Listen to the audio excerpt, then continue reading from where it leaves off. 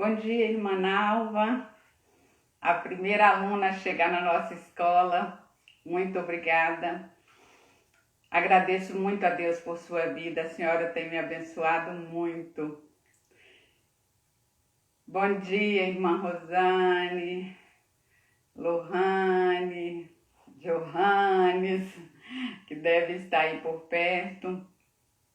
Vamos orar a Deus, pedir a direção do Senhor, estarmos juntos neste momento e o Espírito Santo seja o nosso professor mais uma vez, né? Porque é a palavra que é viva e eficaz, é a palavra de Deus. Vamos clamar ao Senhor conosco, irmãos. Oremos.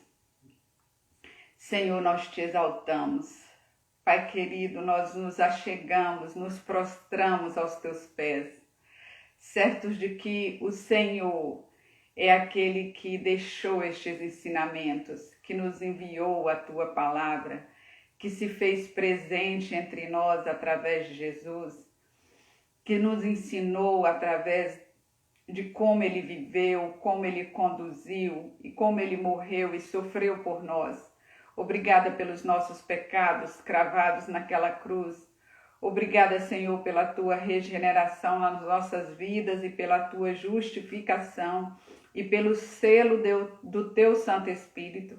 Te clamamos nesta hora que o Espírito Santo do Senhor visita a nossa mente e o nosso coração nesta manhã como povo do Senhor, como igreja do Senhor, e que a tua palavra preencha a nossa mente, a nossa alma e nos ensine a como viver de forma que agrade ao Senhor. É isso que colocamos diante do teu altar. Em nome de Jesus. Amém. Amém, irmãos. Estudaremos hoje, né? Filemon. Estamos quase no finalzinho das cartas de Paulo. Após encerrarmos hoje, porque Filemon só tem um capítulo, né, irmãos? Estaremos iniciando a nossa estudo das cartas aos Coríntios e assim encerraremos todas as cartas de Paulo. E nós estaremos colocando no grupo da igreja esses estudos que nortearão nossos pensamentos a partir de domingo que vem, durante aproximadamente mais 3 meses, né? Então, hoje, a nossa reflexão tem por base a carta de Filemon. A carta de Filemon é considerada as cartas da prisão, né? Qual foram as cartas que Paulo escreveu na prisão, que nós já estudamos? Efésios, Filipenses, Colossenses e Filemon, a primeira vez em que ele esteve preso em Roma. Quem é o remetente dessa carta? Paulo, né? Isso é muito claro para nós. O remetente dessa carta é Paulo. Como Paulo se identifica aqui? Já no versículo 1, que nós só temos um capítulo, já no versículo 1, ele se identifica como prisioneiro de Cristo. É uma identificação a considerar, irmãos, porque se os irmãos verem as demais cartas de Paulo, vocês vão ver ele se identificando como servo de Cristo, como apóstolo de Cristo, mas aqui ele se identifica como prisioneiro de Cristo, porque ele tinha um objetivo específico também diante dessa identificação. Paulo já está numa idade mais avançada, a gente confirma isso no verso 9, e Paulo também se identifica como pai na fé, daqueles em que ele gerou. A gente vê ele se identificando como pai na fé de Timóteo, como pai na fé de Tito. E aqui ele vai se identificar como pai na fé de Onésimo. Para quem essa carta é endereçada? Para um senhor chamado Filemon. Esse homem era um homem rico, um homem próspero, que morava na cidade de Colossos e era senhor de muitos escravos. Essa carta, provavelmente, né, a gente vai analisar o período dessa carta, a gente chega à conclusão que essa carta foi escrita concomitantemente com a carta aos Colossenses. Porque nós vemos personagens iguais nas duas cartas. Aqui Paulo está junto com Timóteo, no verso 1, a gente pode perceber isso. A gente vê personagens como Lucas, Demas, Epáfras, Aristarco aparecer aqui e na carta aos Colossenses. A saudação são para essas mesmas pessoas. Os assuntos que nós estudamos na carta aos Colossenses, eu não sei se os irmãos lembram, nós estudamos assuntos que têm muito a ver com o que Paulo vai tratar aqui com Filemon. É lá em Colossenses que a gente ouve Paulo falar que o escrito de dívida que era contra nós foi rasgado e cravado na cruz. É lá nessa carta que a gente vê Paulo ensinando que a gente deve livrar-se de toda conduta que não condiz com o viver cristão e pensar nas coisas que são de cima. Lá no capítulo 3. É nessa carta que a gente vê Paulo orientando como o Senhor deve tratar os seus escravos. Então, são assuntos bem semelhantes ao que ele quer tratar aqui. E o que ele quer tratar aqui? Ele quer tratar de um relacionamento que foi rompido, de um relacionamento que foi quebrado. Este é o objetivo de Paulo nessa carta. Aí você pode me perguntar assim, mas por que uma carta tão pessoal, endereçada a uma pessoa, que era o Filemon, tornou-se pública ao ponto de chegar a nós? O próprio Paulo aconselhou que essa carta fosse lida não apenas por Filemon. O próprio apóstolo, aqui no verso 2, pede para Paulo, lê essa carta, pede para Filemon, lê essa carta para sua esposa, para o seu filho e para a igreja. Verso 2, ele sauda Filemon, a irmã Áfia, ao Arquipo, que era o seu companheiro de luta, e a igreja que estava na casa de Filemon, que se reunia na casa de Filemon. Os historiadores dizem, a Bíblia não deixa isso claro, mas os historiadores dizem que Áfia era a esposa de Filemon e Arquipo era o filho de Filemon. Então Paulo está dizendo, olha, eu estou mandando essa carta para você, mas eu quero que você leia para o seu filho, sua mulher e para a igreja. Por que Paulo queria que essa carta se tornasse pública? Porque aqui existem princípios basilares, princípios fundamentais, primordiais do Evangelho. Princípios sobre relacionamento, e cristianismo é relacionamento. Cristianismo é relacionamento com Deus e relacionamento com o próximo. É eu e Deus, eu e vocês. Amar a Deus sobre todas as coisas e ao nosso próximo como a nós mesmos. Isto é a lei do cristianismo. E é sobre isso que Paulo quer tratar. Então, se nós temos dificuldade em nos relacionar, essa é a melhor carta para ser estudada sobre esse assunto. E a gente vai ver Paulo já tratando aqui, Jesus já tratando aqui conosco hoje coisas que estão aí nos treinamentos, nas inteligências emocionais, nos coaches. O fundamento está aqui.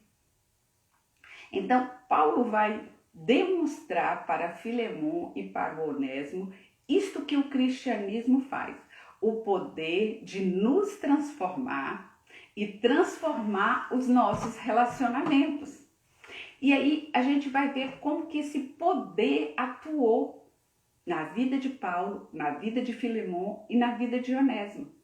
O nosso tema é hoje o poder transformador do Evangelho. O que esse Evangelho fez na vida de Paulo, irmãos? Quem era Paulo antes do Evangelho?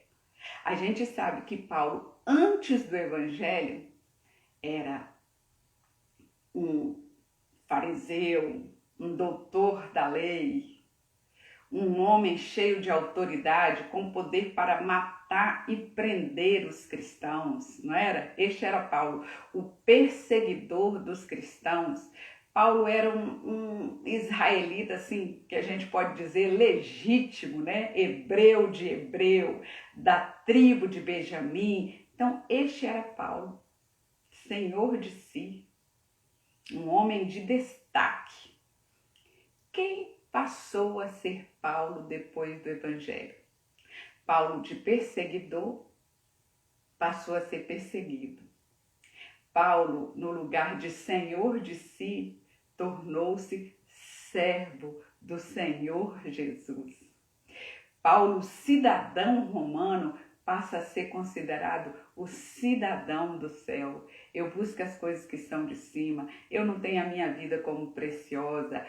Para mim, o viver é Cristo e o morrer é lucro, não é? Era isso que a gente ouvia e ouve da boca de Paulo em seus escritos.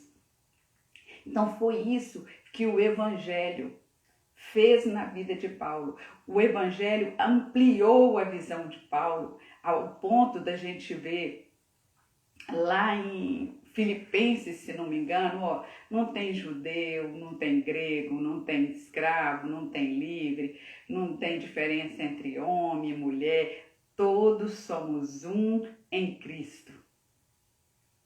É isso que o Evangelho faz, ele transforma a nossa visão, o nosso modo de pensar, o nosso modo de agir, o nosso modo como a gente vê as coisas, o nosso modo como a gente vê as pessoas. É isso a ação do Evangelho em nós. Aí como foi esse poder transformador que a gente está discutindo aqui, que ocorreu na vida de Paulo, na vida de Filemon? Quem era Filemon? Filemon, a gente já disse, era um homem de destaque ali também na sociedade de Colossos, um homem rico, que era um homem que tinha escravos, né? Ao seu dispor, era um homem de posse, e esse homem foi alcançado pelo Evangelho. A gente vê isso no verso 19, Paulo dizendo, olha, você me deve a sua própria vida. Por que Paulo está dizendo isso? Está dizendo que você foi alcançado por essa vida plena, que a irmã Silane canta, né? Você ganhou uma nova vida. E você passou, verso 1 aqui, a ser um cooperador desse trabalho. Tudo que era de Filemon era de Deus, irmãos. Vamos pensar sobre isso. A casa de Filemon era a casa que estava à disposição da obra de Deus. A igreja se reunia na sua casa. Os bens de Filemon estavam à disposição de Deus, porque se Paulo diz que ele era um companheiro, um cooperador, é porque ele cooperava com Paulo, tanto em ação como financiando o fazer do reino. A família de Filemon estava à disposição de Deus. Tudo que Filemon tinha estava à disposição de Deus. Filemon era assim um homem maduro, se a gente poderia dizer, espiritualmente. Paulo diz assim, sempre, verso 4, sempre que eu me lembro de ti em minhas orações, eu dou graças a Deus, porque eu ouço do amor que você tem e da fé que você tem. O que a gente compreende com isso? Que fé e amor são duas coisas que não podem se separar. Fé e amor são coisas que precisam andar junto. O que João nos ensina? Eu não posso dizer que eu amo a Deus e odeio meu irmão, porque Deus é amor. Se eu digo isso, eu sou um mentiroso. É isso que a palavra de Deus nos ensina. Então, Filemon era esse homem íntegro, completo. Ele amava a Deus, verso 5. Eu ouço do amor que você tem para com Jesus e para com os irmãos. Era o padrão de Jesus, amem uns aos outros como eu vos amei. Esse era o padrão de Jesus. E esse, ao que Paulo tinha ouvido, era o padrão de Filemon. Ele era um homem entusiasta, ó, verso 17. Eu tenho grande alegria por causa desse amor, porque é por meio de vocês, por meio de você, que o coração dos irmãos tem sido animado. As ações de Filemon na vida daquela igreja tinha trazido ânimo, estava trazendo ânimo àquela igreja. Sabe assim, razões para crer nesse poder transformador do evangelho. Então, era isso que estava acontecendo. Era o selo do Espírito na vida de Filemon, produzindo o fruto que precisava produzir. Os irmãos percebem que o primeiro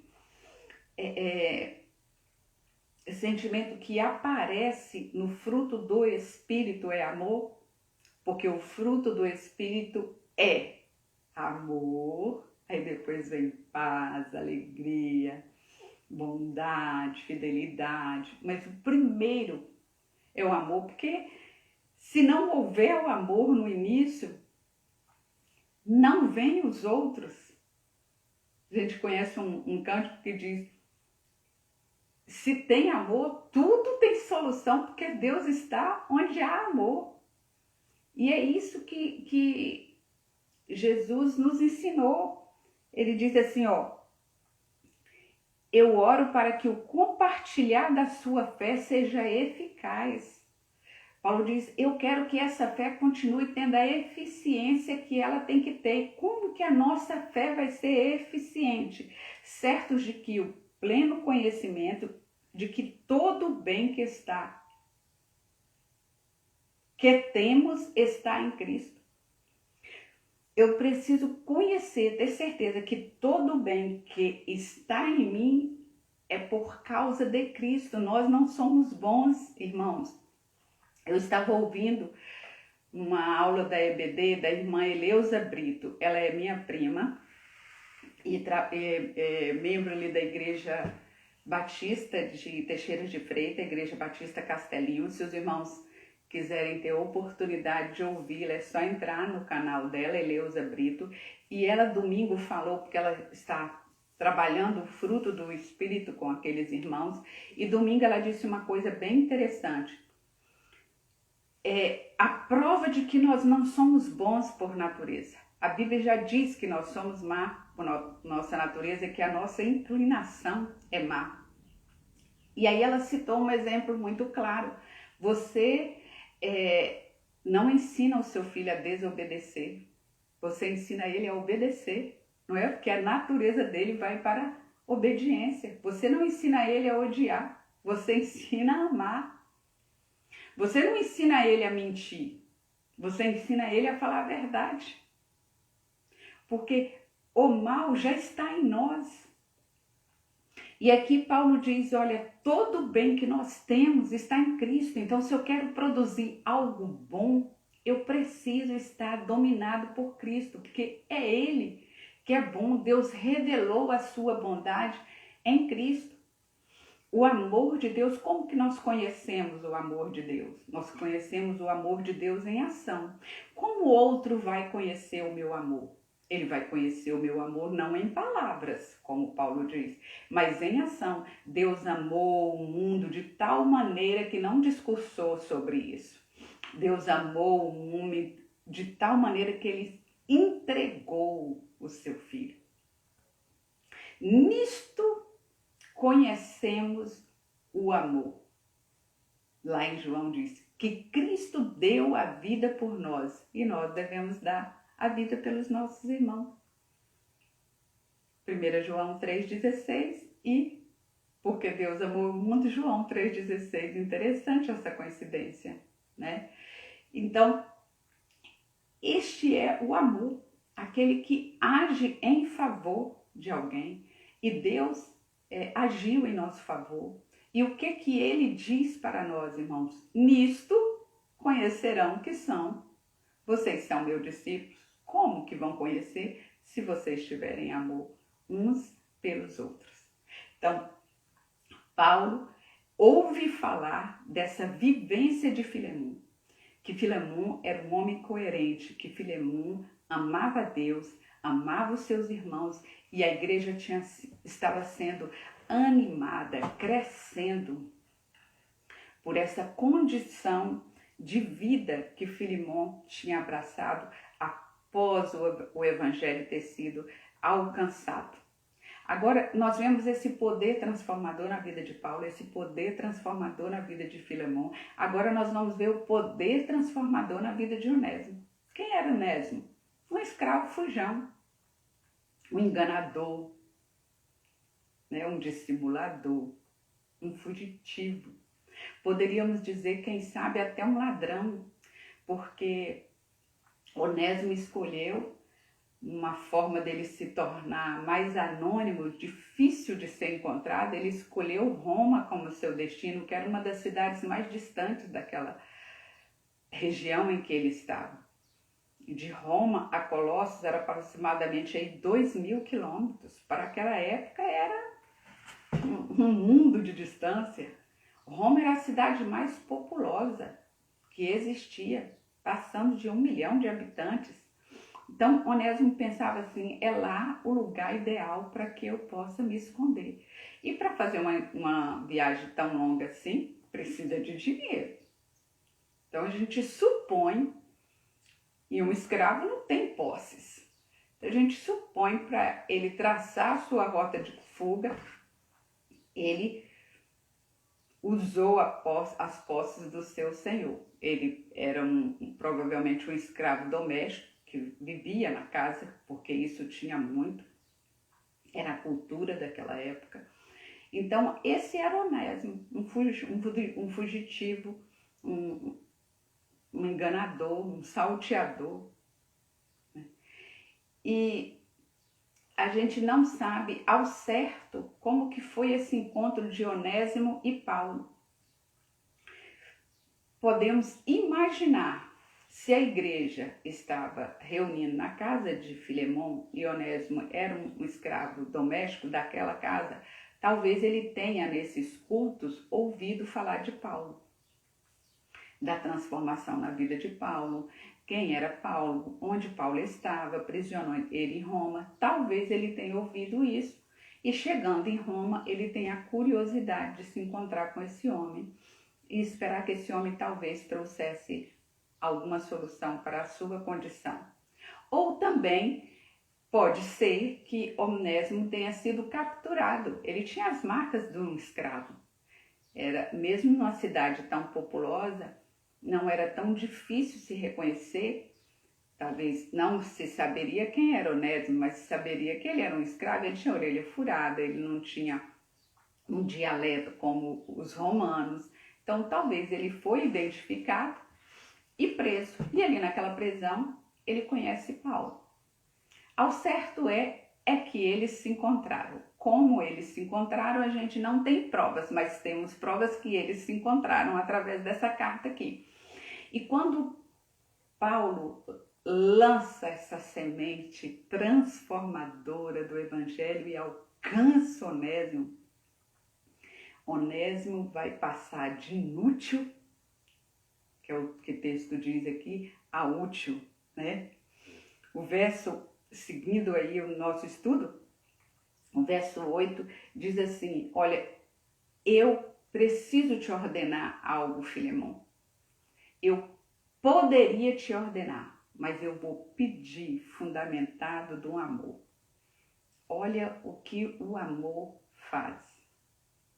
Esse verso 8 é algo que a gente pode levar para dentro das nossas relações profissionais, né? Das nossas relações familiares, das nossas relações eclesiásticas, sociais. Paulo não usa da sua autoridade para interceder por Onésimo a Filemon. Paulo vai dizer, eu estou te enviando Onésimo e eu espero que você tome uma decisão em relação a ele, mas eu não estou mandando.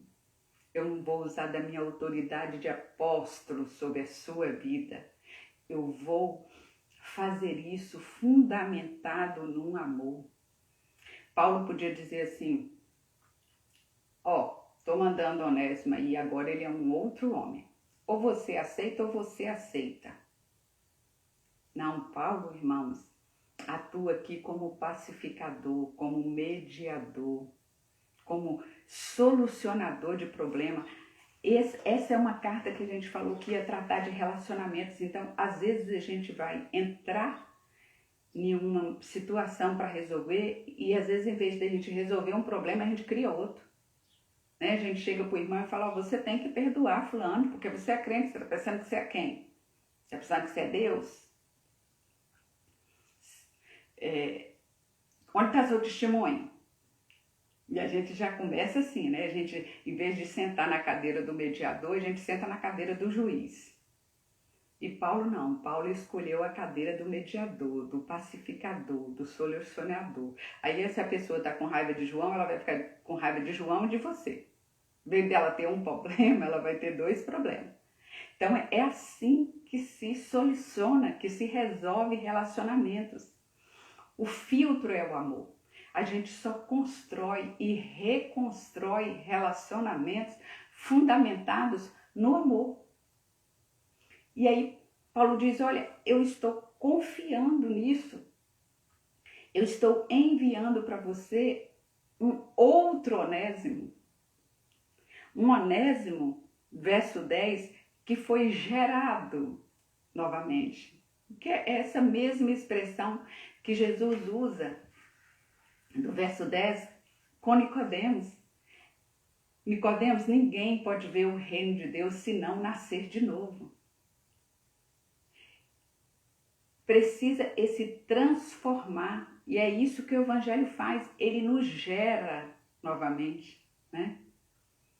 Regenerados nós somos, gerados novamente. Nós somos outras pessoas. Se alguém está em Cristo, Coríntios 5,17, nova criatura é. Tudo ficou para trás, né? As coisas velhas já passaram, eis que tudo se fez novo. E aí Paulo estava dizendo, este é Onésimo, um homem nascido de novo. Anteriormente, verso 11, ele te foi inútil, mas agora ele te é útil. E quem estuda, né, raiz dessas palavras, nesse texto ele diz que há aqui um jogo de palavras, porque o nome Onésimo significa útil. Aí Paulo diz, eu estou devolvendo Onésimo da forma que Deus o fez para ser. O útil agora vai ser realmente útil. Toda a ação do Evangelho nas nossas vidas, irmãos, tem o antes e o depois. Olha o verso 11. Anteriormente ele era inútil, mas agora ele é útil. O Evangelho precisa fazer isso nas nossas vidas, irmãos. Senão nós não fomos alcançados pelo Evangelho. Precisa haver uma conduta antes e uma conduta depois do Evangelho. Senão nós fomos alcançados por uma religião, não pelo Evangelho. O Evangelho tem o poder de transformar. E se nós não estamos apresentando essa transformação, é porque ainda não fomos alcançados totalmente por este Evangelho. Paulo diz, olha, eu gostaria de manter Onésimo comigo. Ele tem me sido útil aqui na prisão. Paulo estava na casa domiciliar. Ele precisava comer, né? Ele precisava ter alimentos em casa. Então, certamente Onésimo estava ajudando nessas tarefas. E isso revela ainda mais que ele era um escravo doméstico. E aí Paulo diz, olha, ele tem sido muito bom para mim, mas eu não quero ficar com ele. Primeiro, porque o Evangelho tem o poder de resolver as coisas. Arrependimento é reconstrução, é restituição, é regeneração. Se Onésimo nasceu de novo, ele não podia seguir a vida carregando aquele passado para trás, não. Ele não podia ser um eterno fugitivo. Ele precisava resolver aquele problema. E aquele problema seria resolvido em Cristo. Então, nós que somos alcançados pelo Evangelho, sabemos que podemos contar com Cristo para resolver os nossos problemas. Não esconder debaixo do nosso tapete, não fazer de conta que ele não existe. Onésimo não poderia seguir a sua vida fazendo de conta que ele não tinha lesado a Filemon e que ele era o seu Senhor. Ele precisava resolver essa questão. E como nascido de novo, ele vai enfrentar esse problema, mas agora em Cristo, contando com a ajuda de Cristo, com os anjos que Deus levanta. E Paulo foi esse anjo que Deus levantou.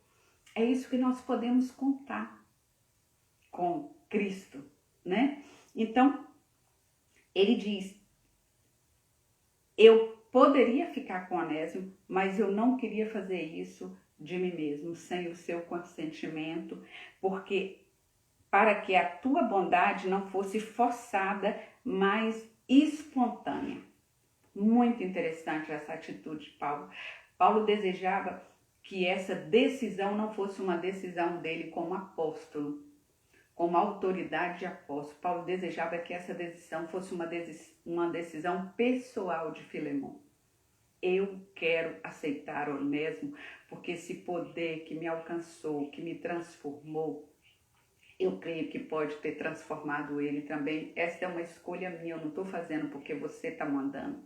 Era isso que Paulo queria, que essa escolha fosse uma escolha individual, era a oportunidade que Filemon estava tendo, dada por Deus, dada por Paulo, para demonstrar que a sua fé era uma fé eficaz, como Paulo citou aqui. Paulo diz, olha, eu tenho ouvido falar do seu amor, agora eu quero ver se ele é real mesmo. Eu quero deixar essa escolha com você. Então, isso é importante por demais nas nossas vidas. Esse papel que Paulo exerceu é um papel que a gente precisa aprender a exercer, a respeitar o outro como indivíduo, a deixar que esse crescimento seja dele. O problema não é o problema, né, irmãos? O problema é quando nós não temos maturidade para enfrentar o problema. E maturidade não é uma coisa que a gente impõe. Maturidade é uma coisa que a gente adquire, que a gente alcança. É isso que Paulo queria. Ele queria trazer Filemon à maturidade, mas de uma forma que essa fosse uma escolha de Filemon. Anteontem eu estava conversando com alguém e eu disse, olha, a vida, o conhecimento me trouxe a maturidade, me trouxe uma questão.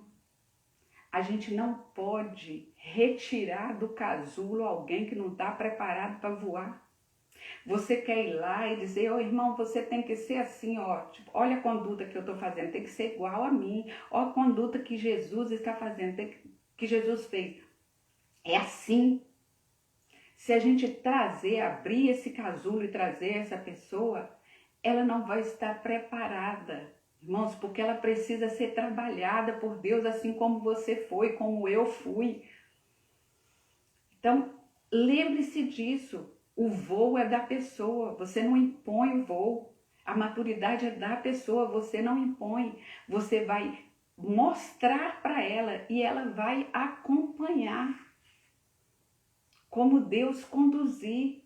É isso que Paulo queria fazer com Filemon. Olha, aqui está, eu acho que você deve receber Onésimo. Você deve crer nesse poder que transformou a mim, transformou você. Lembra quem eu era? Hoje eu estou, tá vendo? Por isso que eu digo que foi importante para ele se identificar como prisioneiro de Cristo. Eu era aquele que prendia. Hoje eu sou prisioneiro de Cristo. Olha o que o Evangelho fez comigo, Filemon. Esse Evangelho tem poder ou não tem poder? Se você crê que esse Evangelho tem poder, você tem que crer que esse Evangelho transformou a vida de Onésimo também. Só que Paulo estava mostrando isso. E levando o Filemon a entender isso e decidir por ele. Paulo não obrigou isso. Eu não quero forçar isso. Verso 14, eu quero que isso seja espontâneo. Paulo compreende, é o que nós compreendemos, que esse trabalhar é obra do Espírito Santo em nós. Só Jesus pode nos transformar, irmãos. Marido não muda esposa, esposa não muda marido, pai não muda filho, patrão não muda empregado. Não muda. Ninguém é capaz de nos moldar. Só Cristo pode nos moldar. Caso contrário, é exatamente assim. Eu nasci assim, vou morrer assim. Mas é assim, porque essa é a nossa natureza. O que Jesus ensinou para Nicodemos? Nicodemos, o que é nascido da carne é carne. O que é nascido do Espírito é Espírito. Quando Jesus diz o que é nascido da carne é carne, ele está falando da nossa natureza humana, carnal, corrompida, caída. Essa natureza vai morrer assim se ela não for alcançada por Jesus.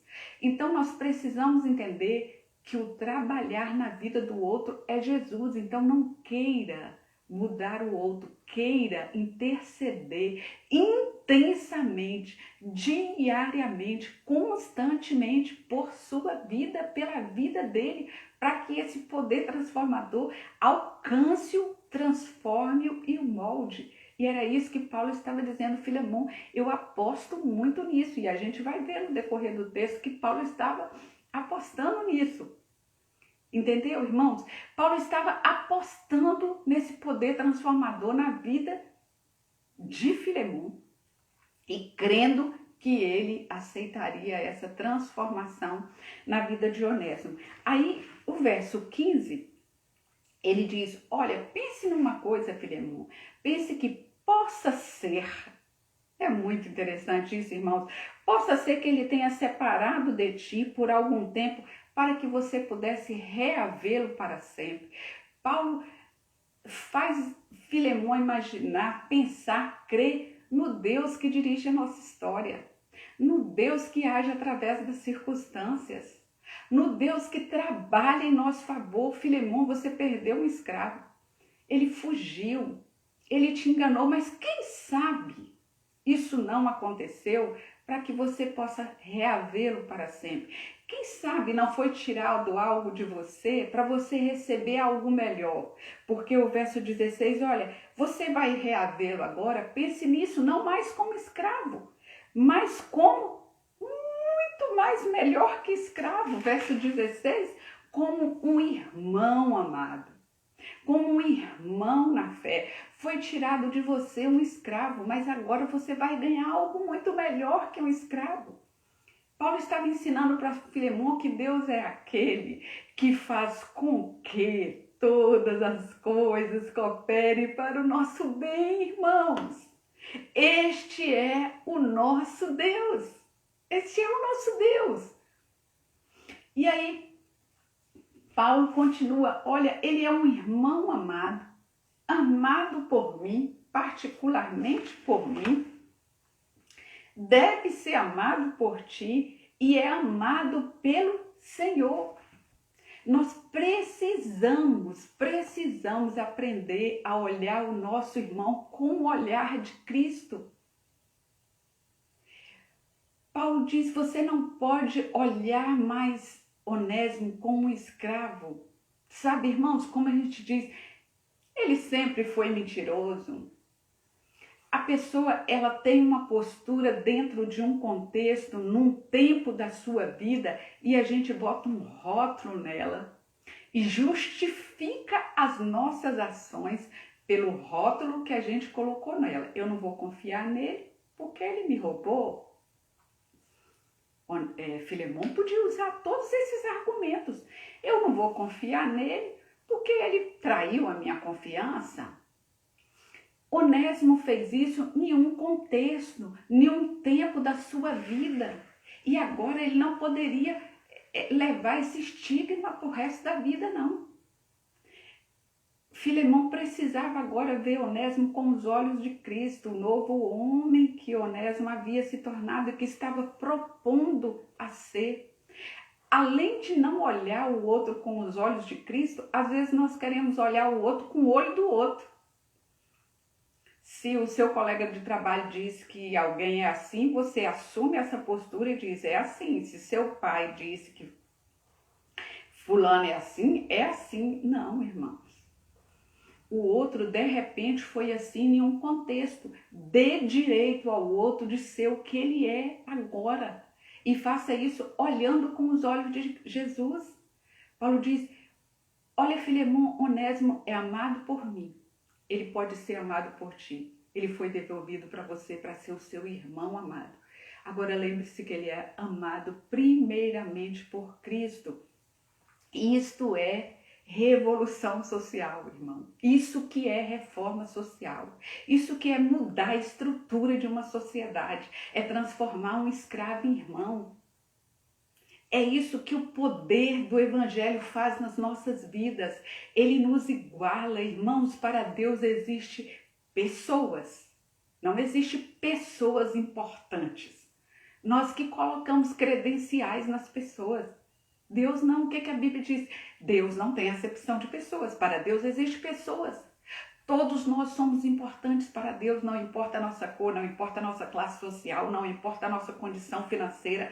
Nós somos amados de Deus e nós precisamos viver isso. Ou não somos igreja. Ou é o que eu disse para os irmãos no início. Ou nós fomos alcançados apenas por uma religião. Nós não fomos alcançados pelo cristianismo. Paulo, olha que coisa interessante, irmãos. Paulo, ele não incita Onésimo contra o sistema, né? Ele estava lá, Onésimo, meu filho, você conseguiu fugir, vamos organizar aqui uma fuga de todos os seus irmãos escravos que estão lá na cidade de Colossos. Vamos fazer uma greve, né? Contra a escravidão, né? Vamos levantar a bandeira. Não foi isso que Paulo fez, não, irmãos.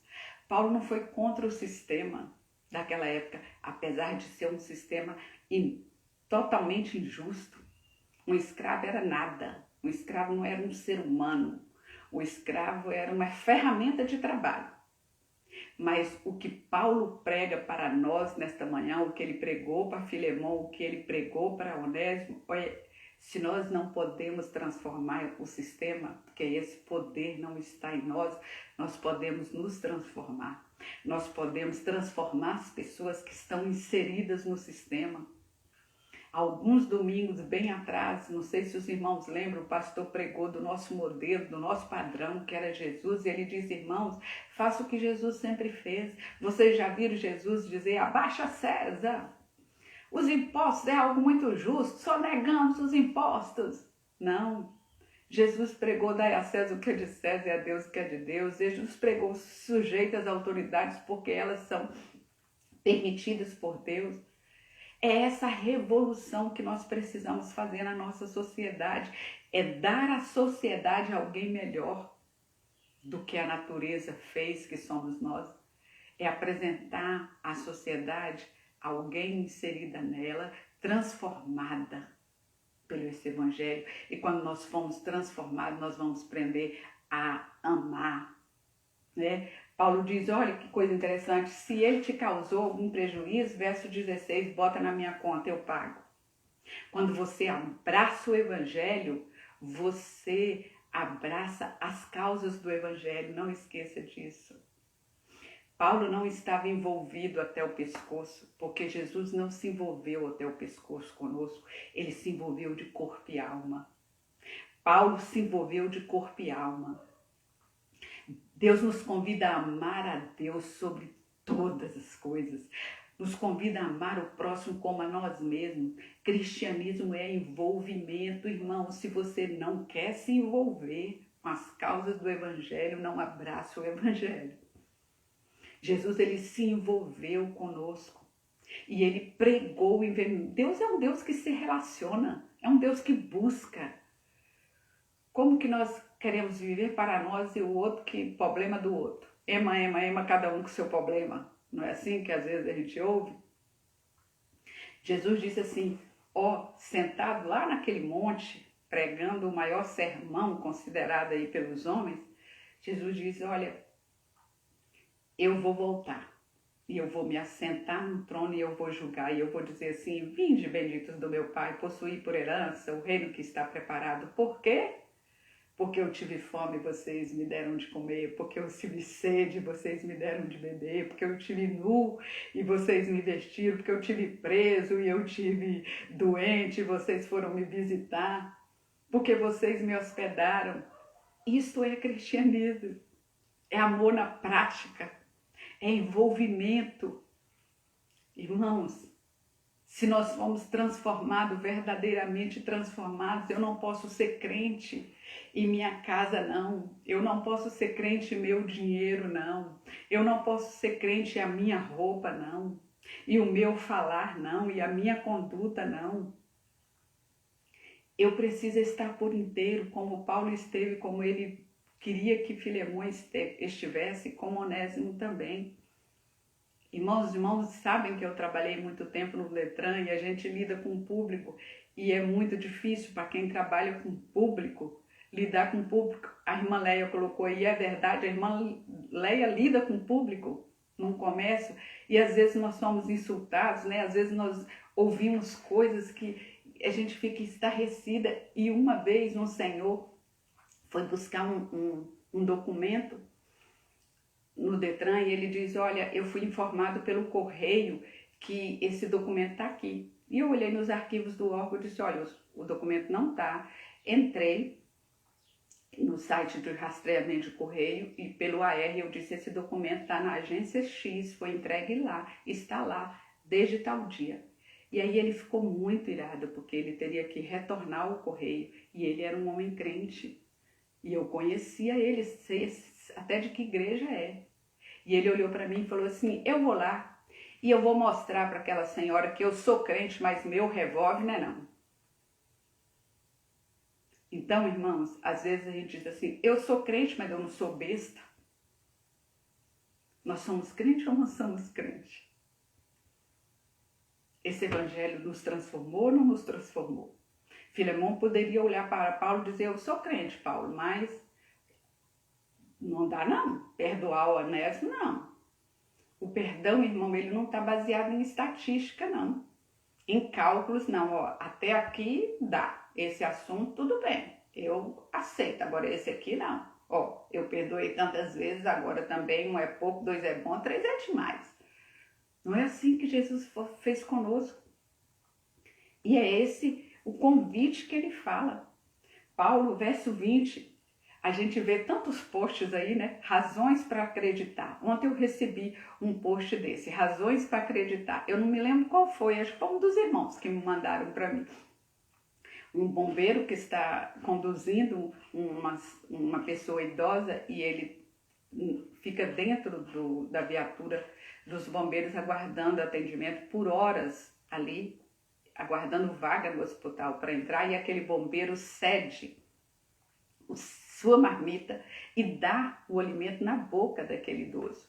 E aí aparece aquele tema, né? Razões para acreditar. Realmente, a gente ainda acredita quando a gente vê ações assim. Paulo diz a mesma coisa, verso 20. Irmãos, eu gostaria de ser beneficiado por ti, Filemão. Que você dê ânimo ao meu coração em Cristo. Eu quero ter razões para acreditar nessa fé que você diz que abraçou. É isso que Paulo está dizendo aqui. Irmãos, nós precisamos dar razões para a nossa igreja acreditar em nós. Nós precisamos dar razão para essa sociedade acreditar em nós. As pessoas têm que olhar para nós e dizer, realmente, Cristo é algo muito bom.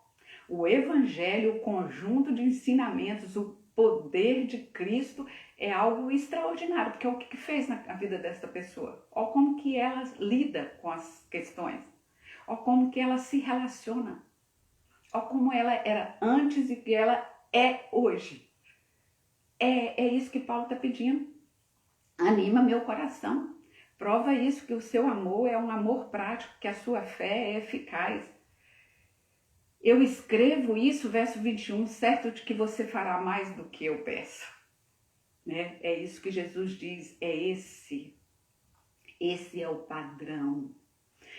Paulo diz, quem está em Cristo crucificou a sua carne. Se vocês fizeram isso, agora vocês vão ser guiados pelo Espírito, andar no Espírito, viver no Espírito. Existe uma guerra entre a carne e o Espírito, a guerra luta contra a carne luta contra o Espírito, mas nós vamos escolher ser guiados do Espírito. É esse padrão de relacionamento que Jesus nos ensina. Lá no monte, Jesus disse assim, ceda e não resista. Não resista ao homem mau. Se preciso for, dá outra face. É isso, é evangelho. Alguém te levou a túnica? Dê a capa. Não briga por isso, não. Alguém te pediu para andar 1 milha? Ande 2 milhas. Foi isso que está lá naquele grande sermão do monte, não é? Então, é este evangelho. Ame os seus inimigos, ore pelo seu opressor, não levanta bandeira contra ele, não. Ore por ele, é este evangelho. Ah, Lilian, mas isso aí tudo é muito difícil. É lógico que é difícil, não está em nós, mas se nós estivermos em Cristo, irmãos, nós vamos viver esse evangelho. Porque o poder transformador é dele, é dele. Olha que coisa importante.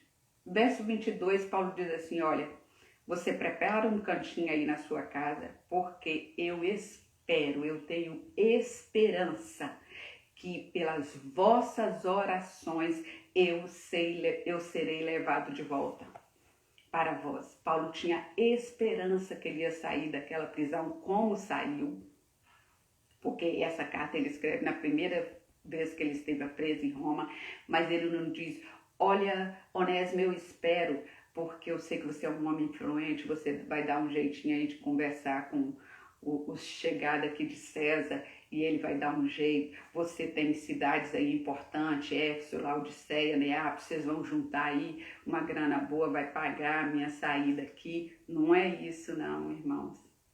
Paulo diz, eu espero que pelo mover de Deus as coisas aconteçam na minha vida, pelas orações de vocês. Deus está nos movendo nesse tempo, irmãos. Não fique fora disso, não fique fora disso. É isso que o Evangelho faz, ele nos move a amar o outro, ele nos move a perdoar o outro, ele nos move a interceder pelo outro. Paulo diz, eu creio, Onésimo, eu creio, Filemão, que pelas vossas orações, pelas orações da igreja que está na sua casa, eu vou sair dessa prisão. E isso se concretizou na vida de Paulo. Esteja envolvido, dominado, irmãos, por esse evangelho. A graça do Senhor Jesus Cristo seja com vocês. Verso 3, Paulo começa, graça e paz seja com vocês. Verso 25, a graça de Jesus seja com vocês. Isso é viver pela graça. A gente começa pela graça, termina pela graça, porque sem a graça de Cristo nós não conseguimos proceder dessa forma que o Evangelho exige de nós. Onésimo não fez nada, irmãos, nada para evitar o seu castigo. Ele apenas recebeu o perdão do seu Senhor. Nós também não fizemos nada.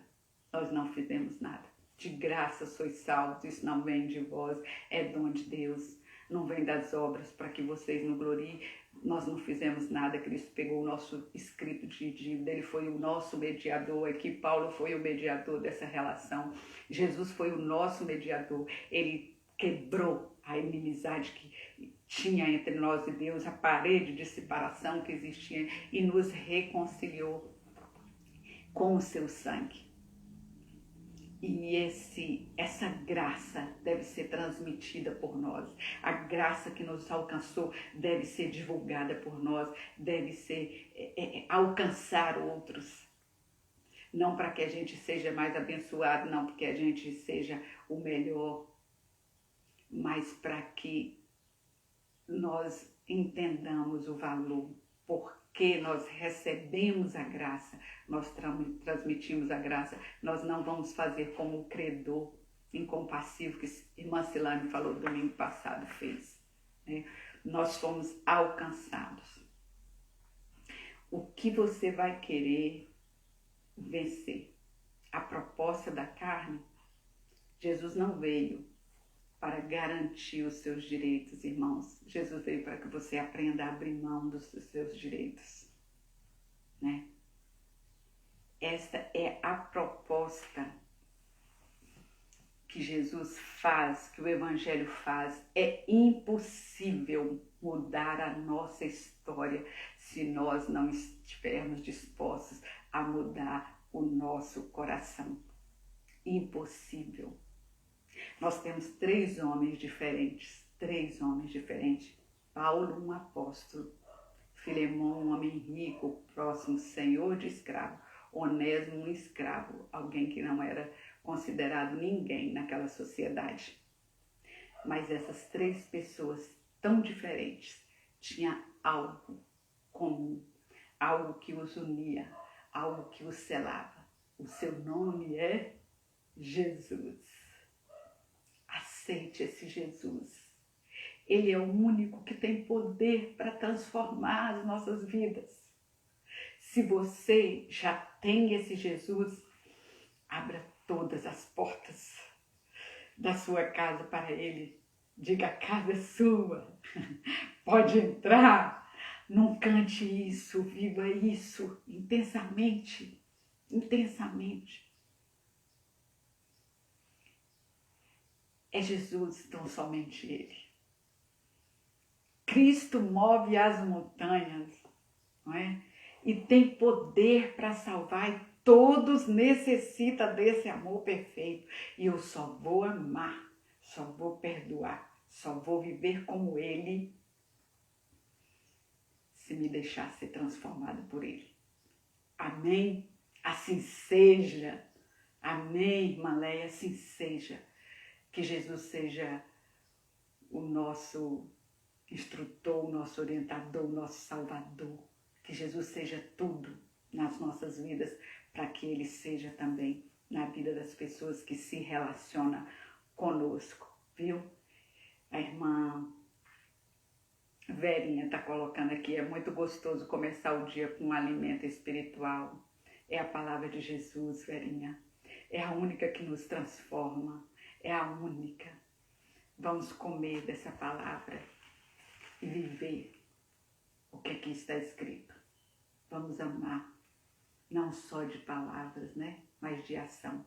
Deus abençoe os irmãos, a semana dos irmãos, e que estejamos unidos num só nome, Jesus. Amém, irmãos? Amém.